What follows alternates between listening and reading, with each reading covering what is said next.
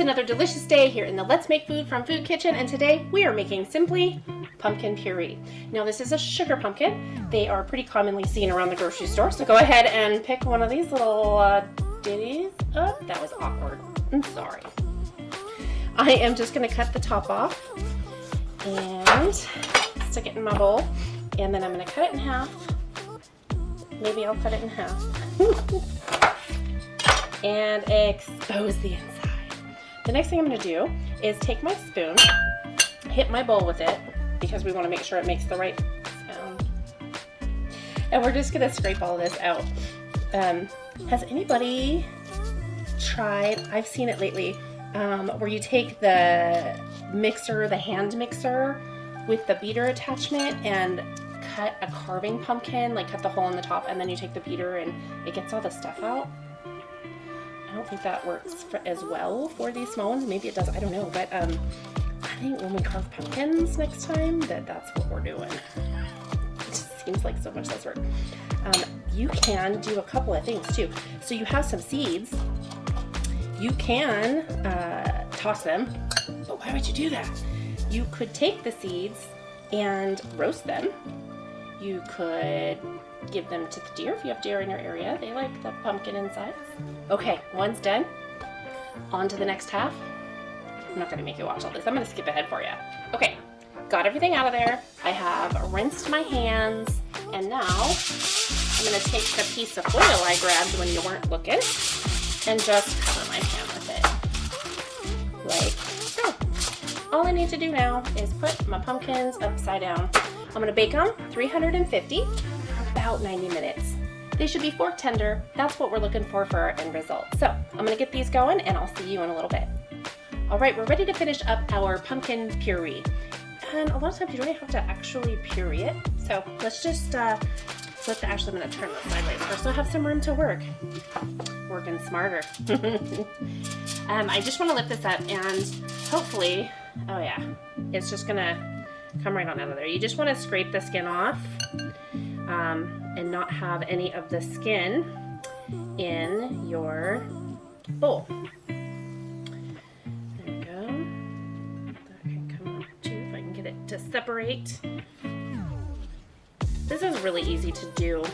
There are other methods that you can use. One of them, you could steam your pumpkin. Oh, that one left some behind.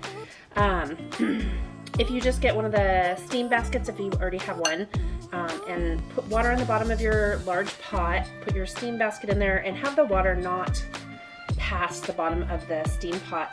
And then you could steam it until it is soft and tender like this. It is probably a little faster to do it that way, but I don't like to do it that way because it doesn't have as much flavor. That steam kind of takes away some of that flavor of the pumpkin and fills it out. So I like to bake it if I'm going to make it. Make it if you bake it, bake it if you make it. I don't know. Okay, this part is done. So what I want to do is get myself a little more room.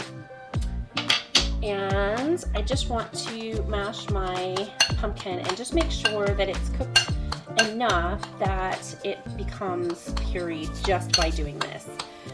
If it's not, then you either didn't cook it long enough or it's just to that point where it needs a little extra help, and then you could put it in a blender, but I don't like to go that far with it. And this looks, oops, I missed a little piece of, oh, that's not even skin, that's just one of the edges that charred just a tiny bit.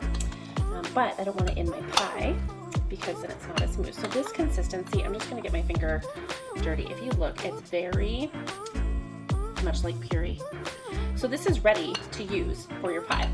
I am going to not make it today. I'm gonna make it tomorrow. So what I'll do is I'll put it in the fridge with a lid, and a lot of times at that point, it'll solidify a little bit and separate some of the water. This is why I like to do it overnight, because I don't want a runny pie. So I can then drain that water off pretty easily if there's any that separates, and then I move on with my pie making and using all my seasonings and the baking and the pie crust, and it's delicious. And then of course you have to make the homemade whipped cream to top it off. I mean, it's not a pie if you don't, right? I hope you've enjoyed this episode. If you did, please would you consider sharing it with your friends and clicking that like button, maybe a little comment down below of what did you think? Or do you do something different with your pie? Or what do you want to see me make for Christmas? Because I'm still working on that list. I haven't decided just yet. So let me know what you think. What are your thoughts? Or is there something you want to see me make that's not even for a holiday? Tell me what it is. From my kitchen to yours, let's make food from food. That's one boy puppy.